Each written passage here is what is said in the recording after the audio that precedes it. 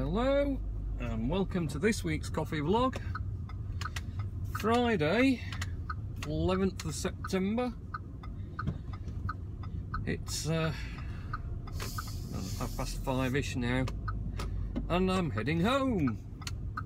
Exciting this week of course, because it's been Apple event week. We had Apple event on Wednesday and I've got to confess, so far I've yet to watch the event. Didn't get a chance at all. Wednesday, well, it started at 6 o'clock and didn't get back from work by then. And then, of course, once I get home, then I got entertain the little one. So, didn't get a chance. And then last night I was out. Get me. Went out to catch up with a school friend, good friend who I grew up with, but who after university moved to America, live in Boston in America. So consequently I don't see him very often. He tends to come back once a year because his parents obviously still live local, so comes to see them with his family, and we get a chance to catch up. So I was out last night with him catching up on all these things he's been up to, so no chance to watch it then. So maybe I'll watch it tonight, or maybe not, because I went out last night with a school friend and didn't get back in till very late in the morning, and then had to get up for work. And yes, that's it really. A bit awkward. I'm getting old and I can't really keep up anymore with the pace. So yes, there's a good chance I'll probably just fall asleep instead.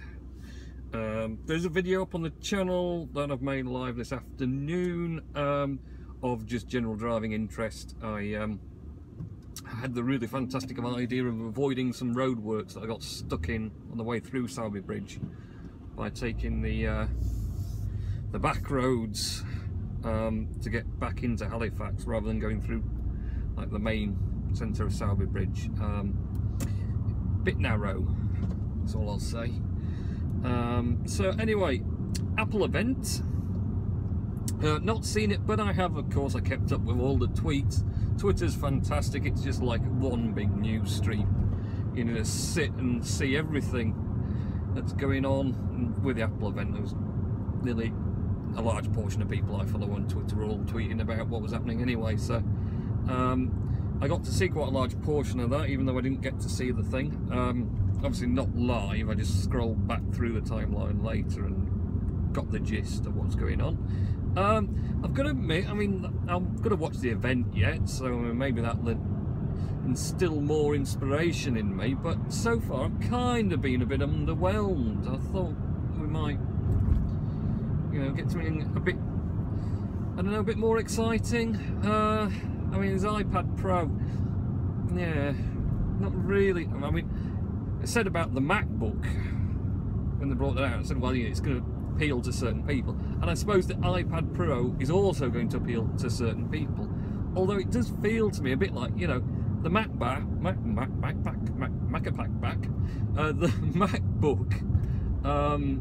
and the iPad Pro are kind of like the same thing, but in different sort of interaction methods, because obviously it's a touch screen on iPad.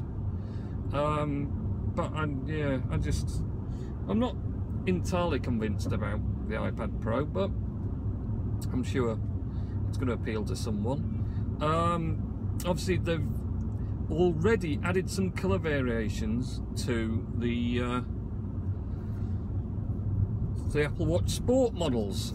Now, if you believe all the news or doom makers that Apple have not even reached break-even point sales on the Apple Watch, then presumably this sort of additional colours are an attempt to surge sales on, especially as it's aimed at the entry-level sport models, and I think the colours, the gold and rose gold, to me kind of aiming towards the female market, I would hazard a guess at.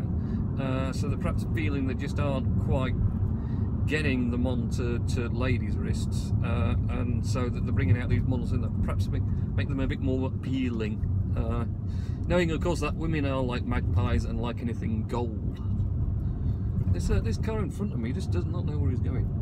So yes, Apple Watch and WatchOS 2, well yeah, I know about that already, so now new there. Apple TV, new Apple TV, finally a new Apple TV. Is it going to be any good? I don't know. There seems to be some good features in there. I've not caught up with yet. Will the current or the third generation Apple TV, is that getting the tvOS as an update? I mean, I know it's not going to have the remote with the sort of embedded touch facility and also the Siri button, and I doubt, well, it's not going to have the hardware to do the sort of Siri voice commands on the third generation. But will that be getting the tvOS with apps and things? Not really seen about that yet. But I didn't notice the tvOS software is available for download, so I didn't know. I'm presuming it's not there to download for the new TV because you can't get them yet. So if they're offering a tvOS to download, it must be to put on something, which I think was the third generation. So that's going to be interesting just to see how much functionality, because I don't know, I mean obviously they've beefed up the new one to let it take advantage of the new features, so but it'll be interesting to see if they can still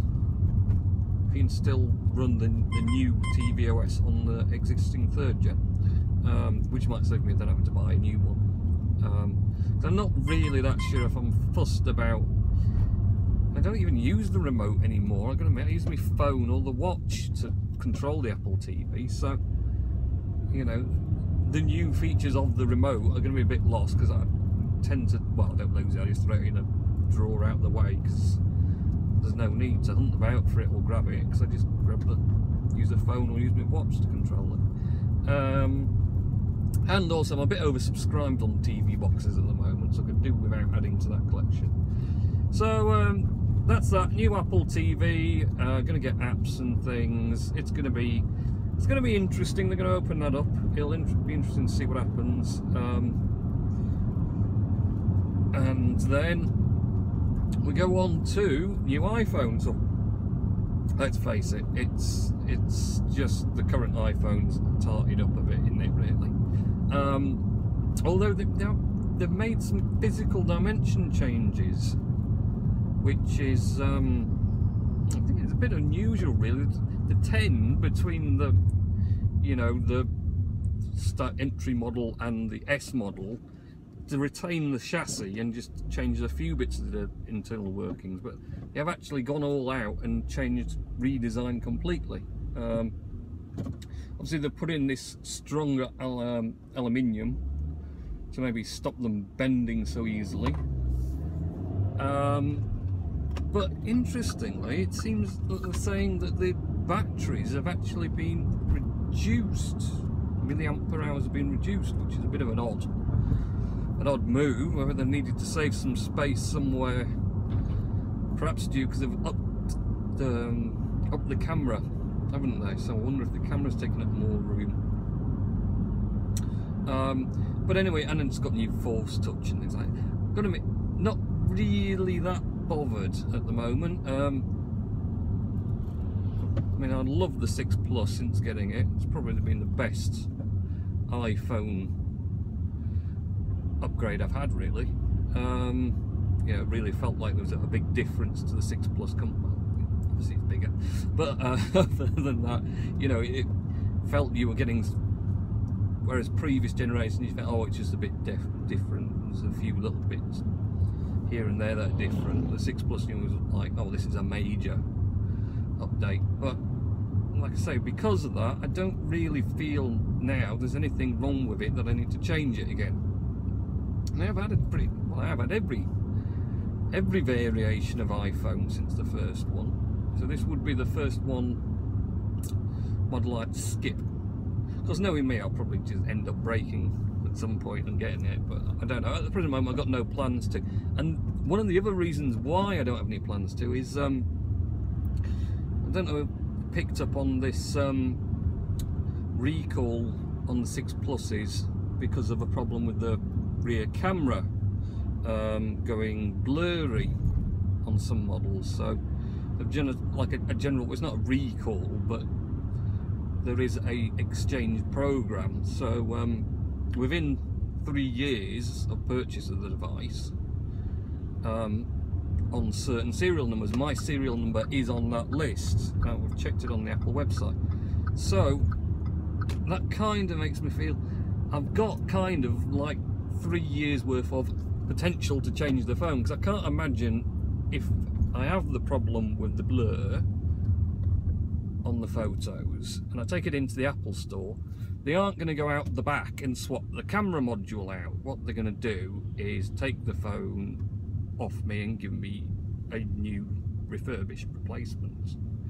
So that just sort of gives you the option, right, hang on to it now, and then at some point I'm going to get a new refurbished replacement phone. At that point then I'll be able to sell the new one, because it'll be lovely and new, as opposed to this one which has got some scuffs on the corners already, which I got pretty much day one, and not bent yet. Well, not that I know of anyway, I've not inspected it that closely, but obviously it's going to have shown some usage wear, so a nice new one will obviously sell better. So that's my feeling at the moment. I'm going to hold out. Obviously I've got this little green card to exchange my phone up for another couple of years yet now, because of that camera problem. Because knowing my luck, the camera will never actually go blurry. I don't know if you could go in and say it went blurry, so I deleted the pictures. And now it isn't blurry, but I think they probably kind of suss out, you know, if we're taking photos with it and they are blurry, you've not got a problem, so we're not going to do anything, mate, sorry. So yeah, that's it. I mean, I don't know if there's anything that magical in the new ones. It's a bit of a strange sort of thing where they reduced the battery size. The claim that the power, the life of it will be exactly the same, even though it's smaller because they've made them the processors more efficient and whatever else. Although whether or not they're actually going to actively throttle performance to maintain battery life would remain to be seen. But there you are. And that's pretty much what I've gleaned from the event, to be honest. So, I mean, until I actually watched it, I don't know what else has happened, but we shall find out. I've also started, but not completed watching yet, the Steve Jobs new documentary they've brought out, The Man in the Machine. That's pretty good. When I've been getting a chance to go through it, it's quite interesting, quite amazing actually, really. Insight into in his life. It is more of, you know, a documentary type. So there's a lot of archive footage, and you know, generally, really what happened, how it all, Apple rose up, and then he left, and then he came back, and whatever else, and his family life as well, and it's interesting. It's certainly going to be worth a watch if you get a chance, if you're into Apple anyway. It's interesting learning about it. Seems he was a bit more of a stranger character than I thought he was, but there you are. The world moves in mysterious ways, doesn't it? Right, I'm back, so I can go and relax. Hopefully, probably not. I'll have to play games. Lego Harry Potter on the PS3 this week. But it's quite good because we can play two-player, me and youngest, so we can collaborate with each other. Except when we spend more time zapping each other with the wands, just for amusement. But anyway, right, have a good week. End of the week. and weekend, and I'll catch up with you next week when I'll hopefully have watched the Apple keynote and we'll know a bit more about it all. Okay, bye.